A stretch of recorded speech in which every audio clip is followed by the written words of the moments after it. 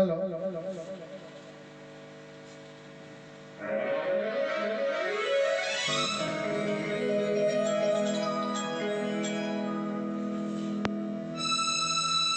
साथियों, आज जो भी मेरे साथ फेसबुक लाइव पे जुड़े हैं सबका आभार व्यक्त करता हूँ और धन्यवाद देता हूँ। धन्यवाद।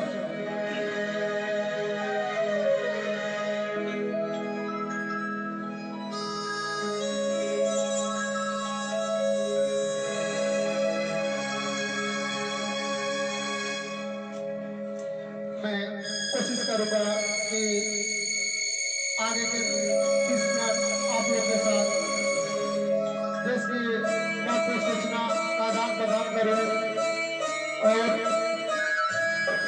संगीत के माध्यम से, कविता के माध्यम से, देशभक्ति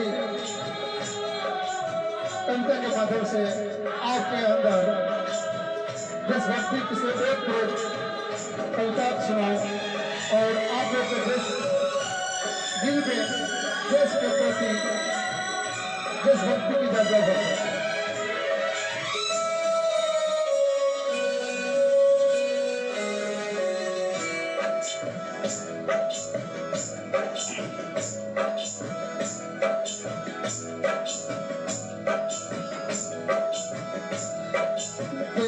एक ख्वाब तो सिलसिले हुए, दूर तक निगाह में चुलबुले हुए। देखा एक ख्वाब तो सिलसिले हुए, दूर तक निगाह में चुलबुले हुए। एक है आपकी निगाहों की, फूल भी हो दरमिया तो फासले हुए। दूर तक निगाहों में गिलगिले हुए, देखा एक ख्वाब तो ये सिलसिले हुए।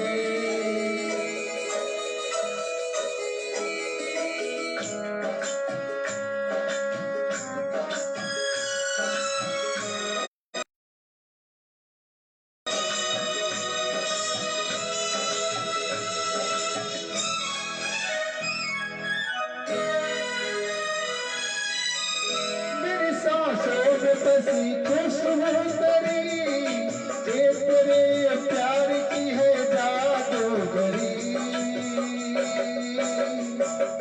तेरी आवाज है हवाओं में, प्यार का रंग है फिजाओं में।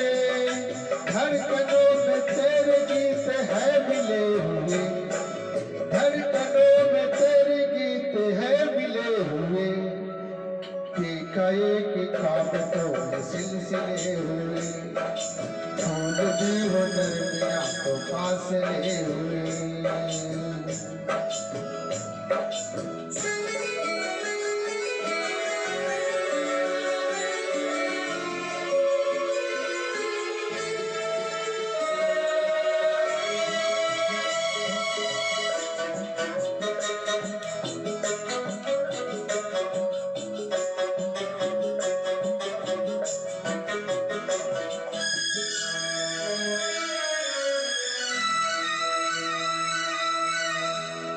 मेरे दिल तेरी पनाहों में, आओ छुपा लूं बाहों में।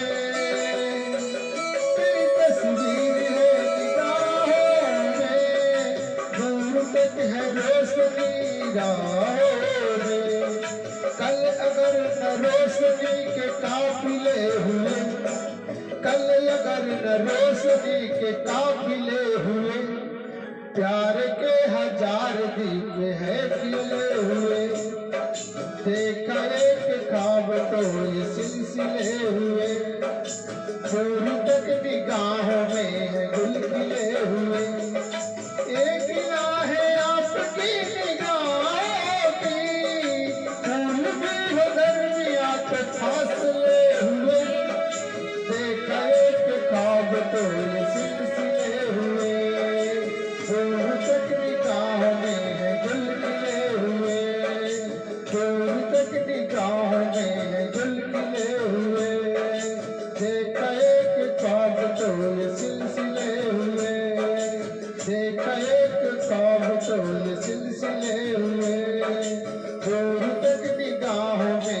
गल खिले हुए,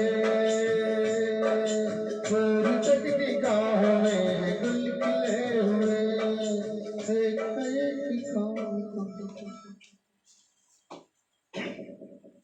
धन्यवाद। नमस्कार साथियों, मैं सीताराम प्रसाद, पूर्व नौसैनिक, हर रविवार की भांति आज भी नियत समय पर आपके समक्ष फेसबुक लाइव के माध्यम से आपके बीच उपस्थित हुआ हूँ और कोशिश करूंगा कि ये मेरा प्रोग्राम जीवन पर्यंत रविवार को रात ठीक 9 बजे जारी रहे और आप सबों का प्यार, मुझे आशीर्वाद और सहयोग जो मिल रहा है वो हमेशा मिलता रहे। इस सब के लिए आप सभी का शुक्रगुजार हूँ और आभारी हूँ और सदा आभारी रहूंगा। मैं कोशिश करूंगा कि आप सबों के बीच ऐसी कोई भी मुद्दा नहीं रखूंगा जो किसी व्यक्ति विशेष, समुदाय, राजनीतिक पार्टी या किसी को व्यक्तिगत रूप से दिल को ठेस पहुंचे, विवाद का कारण बने, परंतु देश हित में, जनहित में जो भी जानकारियां होंगी वो सब बेधड़क, निडरता एवं निर्भीकता से के साथ उठाता रहूंगा। साथ ही साथ आपकी अपनी रचना की प्रस्तुति के माध्यम से आपके दिल की बात को संगीत, कविता, गजल के माध्यम से पेश करते हुए आपका मनोरंजन भी करता रहूंगा, जो मनोरंजन जीवन का एक अभिन्न अंग है, अभिन्न हिस्सा है। आपका सहयोग और मार्गदर्शन कमेंट के माध्यम से शालीन शब्दों के साथ मिलता रहे ताकि मैं आपकी भावनाओं के साथ समझ सकूं। मेरा प्रयास यही रहेगा और रहता है कि किसी को दिल को न दुखाऊं, यथा संभव दिल को सुकून पहुंचाऊं, ऐसी मैं कोशिश करता हूं। मेरे देशवासियों, कोरोना संकट से उभरने का प्रयास करता हुआ भारत विश्व का सिरमौर बनकर उभर रहा है और इस प्रक्रिया में शामिल डॉक्टर, वैज्ञानिक, नौजवानों, किसानों, उद्यमपतियों, राजनेताओं का अहम योगदान है। कोरोना काल में जब लॉकडाउन हुआ था, उस समय हमारे देश को असली रीढ़ और असली बचाने वाले लोग दो ही लोग मुख्य थे। ऐसे तो सबका योगदान होता है, लेकिन मुख्य रूप से किसान, जो किसी को भूखा मरने नहीं दिया, अपने उत्पादन से, अपने मेहनत से, अपने परिश्रम से लॉकडाउन के समय में भी सरकार के सख्ती के बावजूद भी खेत में काम करते रहे और जीडीपी का लगभग 5% जो जीडीपी का हिस्सा है उसमें अहम योगदान देते हुए लोगों को अनाज और जितने भी खाद्य पदार्थ जो खेतों में उपजाई जाती है, दलहन, तिलहन और सब्जियां, सब उत्पादन करते हुए और लॉकडाउन के समय में भी अहम योगदान दिए और जो जीडीपी है उसमें अहम योगदान दिए।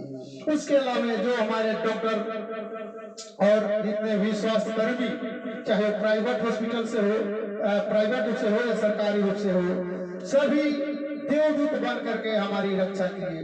तो और इसी के कड़ी में आगे सब कुछ करते हुए बावजूद हमारा देश कुछ आंतरिक समस्याओं से गुजर रहा है। वो घातक परिणाम को इशारा कर रहा है। किसान आंदोलन में जहां किसान अपनी हक की मांग पर अड़े हुए हैं, वहीं सरकार उसे अंतर्राष्ट्रीय साजिश की संज्ञा दे रही है। आम नागरिकों के मन में बड़ा ही द्वंद्व चल रहा है। आम नागरिक की कर्तव्य मूड है, कौन सही है, कौन गलत है, परंतु जो सामने दिखा वो बड़ा ही भयावह है और भविष्य में उसका परिणाम बड़ा ही खतरनाक साबित होने वाला है। यदि समय पर किसान के बीच आपसी सहमति नहीं बनती है, जो 26 जनवरी के दिन जब देश का गणतंत्र दिवस का समारोह चल रहा हो, किसान संगठनों द्वारा उसी दिन ट्रैक्टर खरीद कर जिद करना और उससे उत्पन्न अराजकता, राष्ट्रीय झंडे का अपमान, खालिस्तानियों का धरना में शामिल होना, ये सब आमने सामने देश के साथ गद्दारी को दर्शाता है और दिख रहा है। तो दूसरी तरफ किसान नेताओं को हुड़दंगियों एवं खालिस्तानी प्रतिनिधियों से किनारा करना और सरकार के ऊपर किसान आंदोलन को बदनाम करने का साजिश का आरोप बड़ा ही चिंतनीय विषय बन गया है। तीसरी तरफ हुड़दंगियों से किसान पला झाड़ लिए और साजिश मर दिए केंद्र सरकार के ऊपर। तो तीसरी तरफ पंजाब सरकार दिल्ली में जो 26 जनवरी को घटना घटित हुआ, उसमें जितने भी उपद्रवी के ऊपर केस है, उसको केस को लड़ने के लिए पंजाब में स्थापित कांग्रेस की सरकार लगभग 72 वकीलों को हायर किया है ताकि वो उन हुड़दंगियों का केस लड़ सके। अभी एक तरफ किसान हुड़दंगियों से अपना पला झाड़ रहे हैं, दूसरी तरफ सरकार पे साजिश का ठिकरा फोड़ रहा है, और तीसरी तरफ कांग्रेस उन हुड़दंगियों को जेलों में जाकर के सहायता पहुंचा रही है और बिना जांच किए अपने स्तर से, पार्टी स्तर की कांग्रेस की भी अपनी जांच टीम होती है, केंद्रीय पर्यवेक्षण टीम होती है, उनको कम से कम फुटेज को देख करके जांच करके फिर जो उनको लगे कि ये गुनाह नहीं किया हुआ है, फिर भी सरकार इसको फंसा रही है, उसको यदि वकील मुहैया कराए, राशन मुहैया कराए या जो भी कुछ कराए, तो थोड़ा लगता है कि हाँ लोकतंत्र में विरोध का भी अधिकार होता है, प्रदर्शन भी अधिकार होता है। तो सरकार उसे दबाने का कोशिश किया, इसलिए हम उसको सहायता कर रहे हैं। लेकिन यहाँ तो शुद्ध रूप से राजनीति हो रही है, चाहे बीजेपी करे या कांग्रेस करे। जब हुड़दंगी फुटेज में दिख रहा है सरेआम, फिर उसको सहायता पहुंचा रहे हैं, इसका मतलब शुद्ध रूप से राजनीति न देश हित में आप कर ही रहे नहीं रहे हैं। परंतु इन सब के बीच एक चौथा पहलू भी है जिसे सरकार की मंशा पर भी सवाल उठना लाजमी है। जो खालिस्तानी सरेआम भारत माता के खिलाफ तलवारबाजी कर रहा है, भड़काऊ भाषण दे रहा है, उसे बर्दाश्त क्यों कर रही है, उसे गिरफ्तार क्यों नहीं कर रही है? क्या हमारी व्यवस्था इतनी कमजोर है कि इनकी पहचान कर गिरफ्तार तक नहीं कर सकते, या फिर इनके फलने फूलने के बाद, घातक बनने के बाद जब वो हिंसात्मक हो जाएगी उस दिन का इंतजार कर रही है? और यदि उनको गिरफ्तार करने से किसान संगठन रोकती है तो देश की जनता के बीच खुद किसान संगठन तथा कथित किसान संगठन जिसपे सरकार बहलाव फुसलावे का आरोप लगा रही है, आतंकी गतिविधि का आरोप लगा रही है, जनता के मन में खुद किसानों के प्रति जो तथाकथित किसान धरने पर बैठे हैं राजनीति करने के लिए, उनके प्रति उनके मन में खुद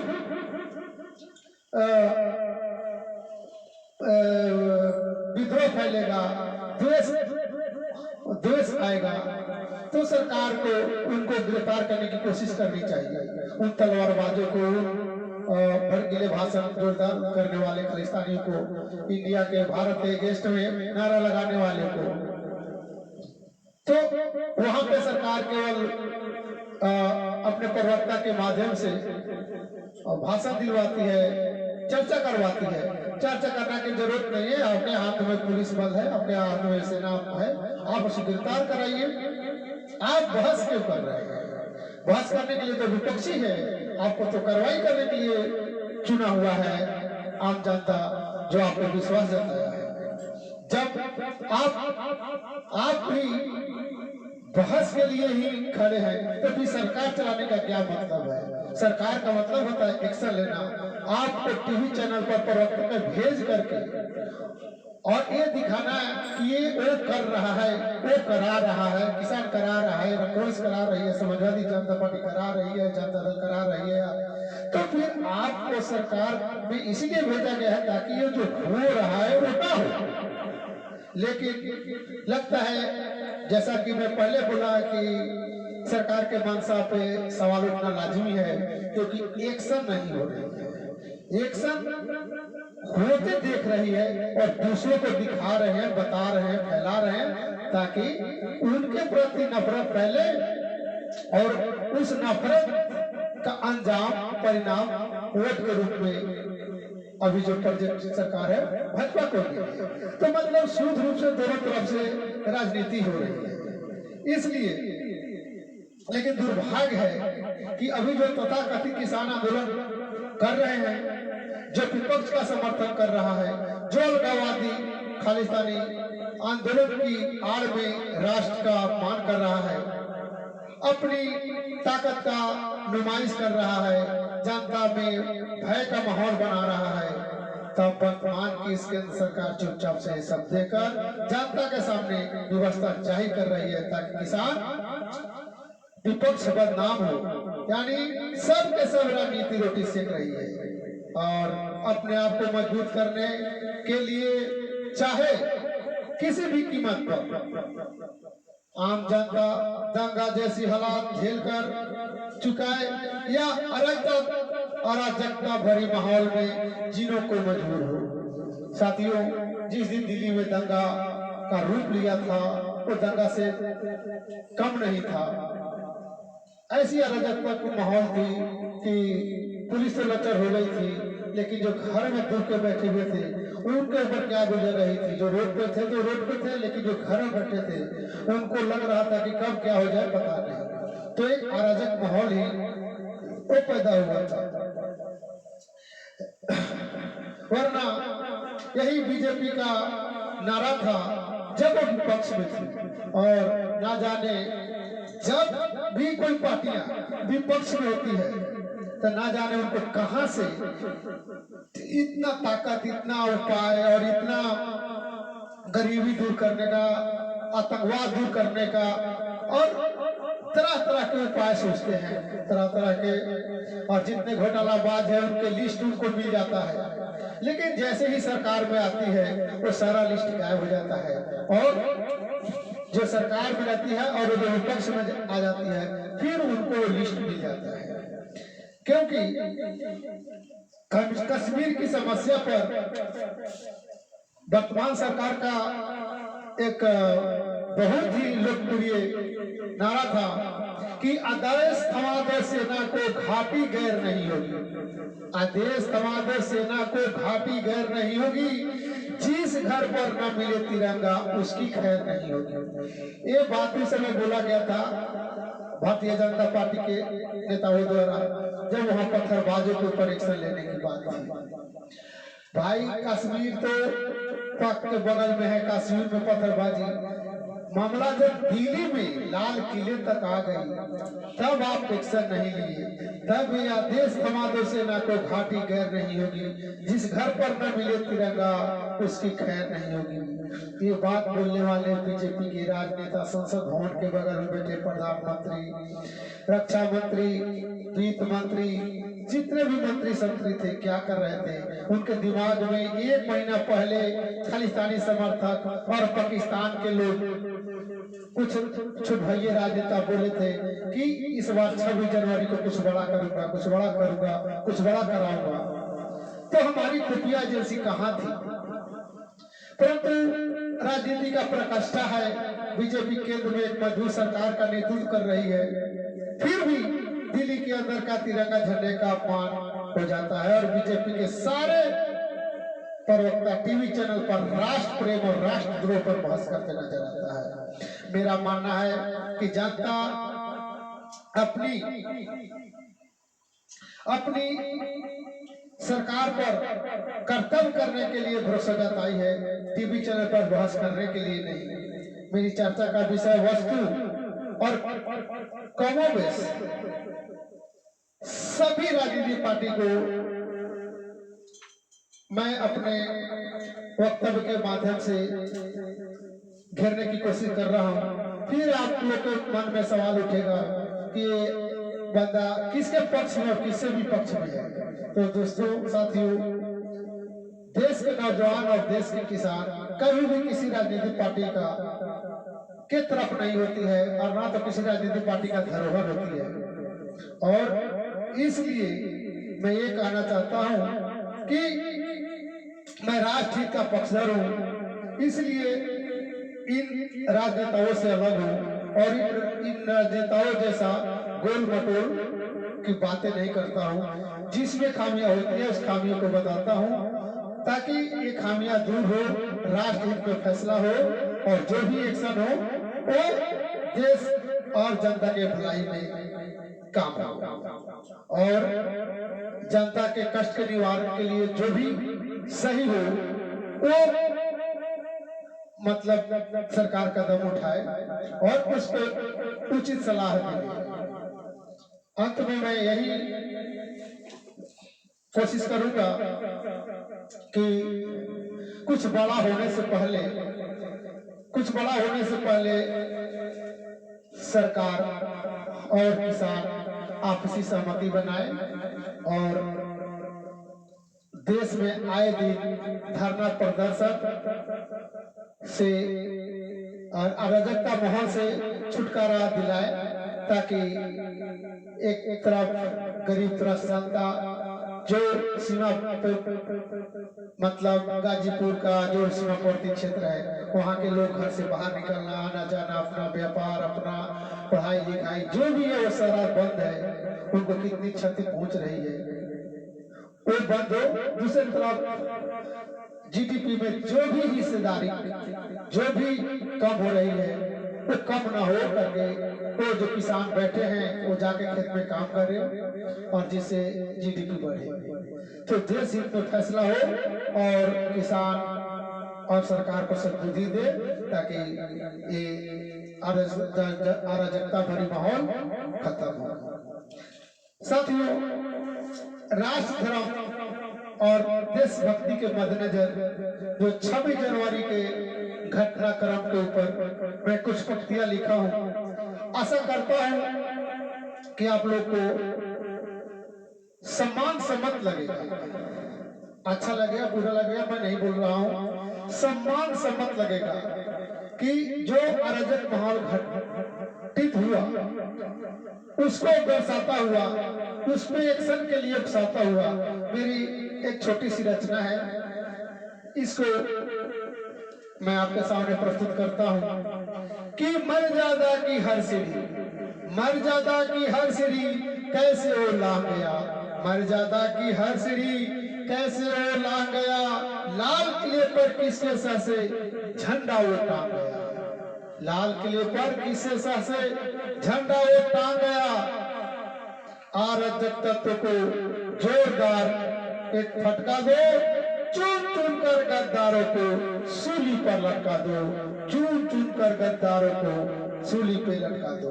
तो इसलिए बोल रहा हूं कि शुरुआत हमेशा छोटे ही रूप में होता है लेकिन वो कब विकराल बन जाए उसका कोई पता नहीं है। आज जो एक जगह दो जगह खालिस्तानी आवाज उठ रही है, कल ये आवाज असम में उठेगी, ये आवाज बंगाल में उठेगी, ये आवाज कश्मीर में उठेगी और उठते उठते बड़ा बन जाएगी, तब हमारे कंट्रोल से बाहर होगा।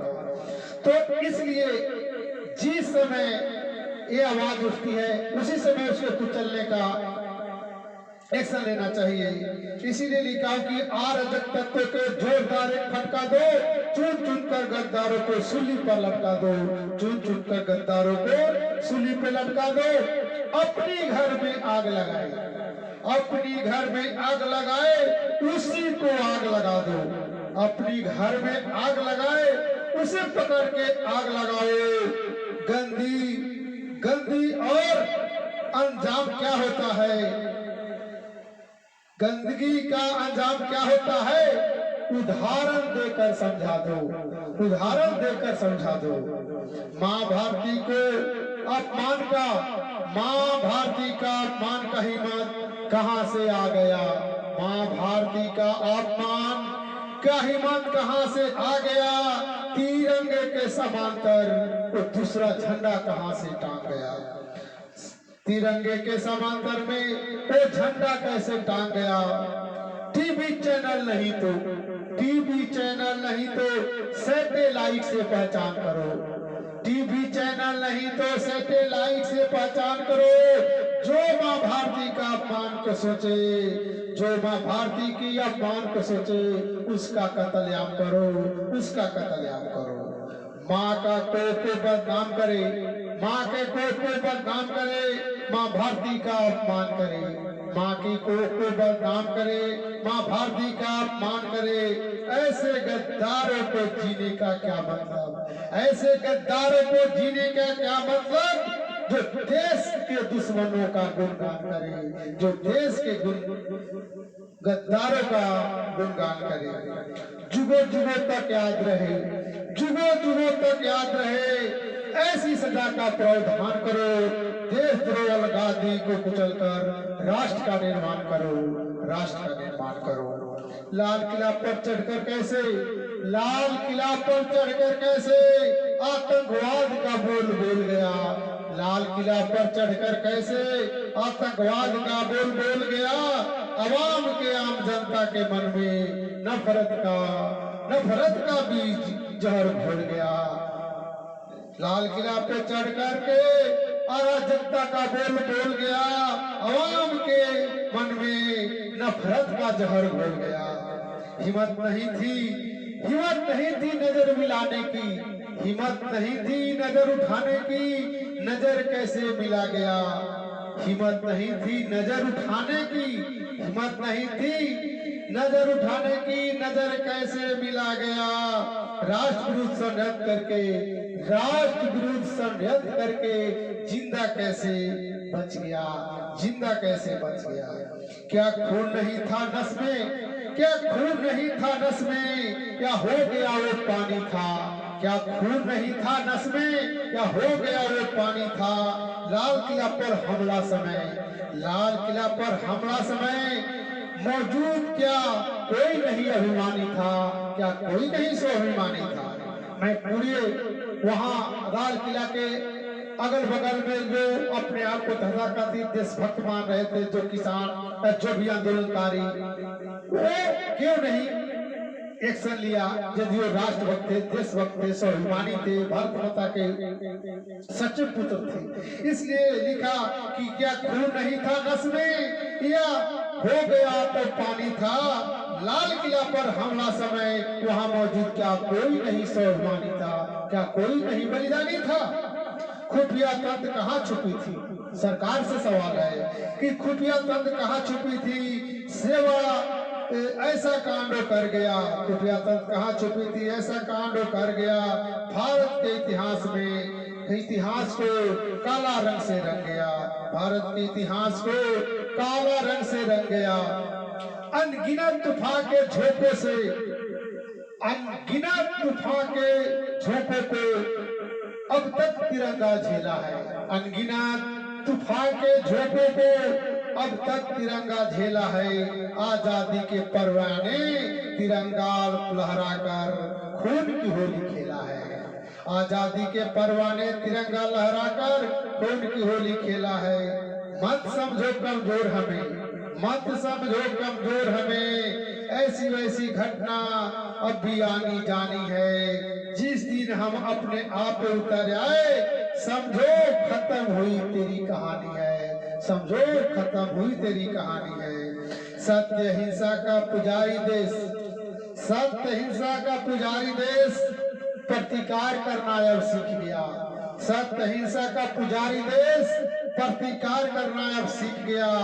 दुश्मन को घर में घुस कर मारना, दुश्मन को घर में घुस के मारना अब हर जन जन का जिद बन गया, अब हर जन जन का जिद बन गया। इन्हीं शब्दों के साथ आज का फेसबुक लाइव मैं यहीं पे रुकता हूँ और आप लोगों से निवेदन करता हूँ कि मेरी लेखनी और मैं जो भी आप लोग के सामने प्रस्तुत करता हूँ, इसको और लोगों तक पहुँचाने के लिए आप जब भी जुड़ते हैं तो लाइक शेयर कमेंट और के माध्यम से मेरा हौसला बढ़ाइए और मेरे पे अपना आशीर्वाद बनाए रखिए। धन्यवाद। जय हिंद, जय भारत।